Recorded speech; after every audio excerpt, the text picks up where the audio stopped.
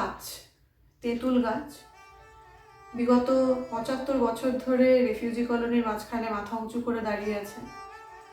স্বাধীনতা সংগ্রামী পারুল মুখার্জি এই গাছটি লাগিয়েছিলেন এবং এই গাছটি এত বছর ধরে অনেক পশু পাখির আশ্রয়, মানুষকে ছায়া দিচ্ছে এবং এই গাছের ছায়া একটা শান্তির প্রতীকও বটে।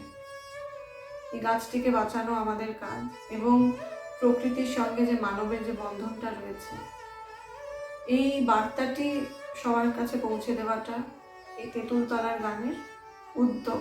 তেঁতুলতলার গান একটা আর্ট প্র্যাকটিস প্ল্যাটফর্ম, যেটা একটা কমিউনিটি তৈরি করছে এবং সবাইকে সচেতন করছে। প্রকৃতিকে বাঁচিয়ে রাখাটা যে কতটা গুরুত্বপূর্ণ সেটার দিকে এইম করছে তেঁতুলতলার গান।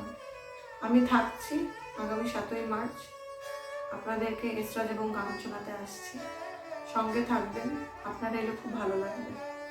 নমস্কার।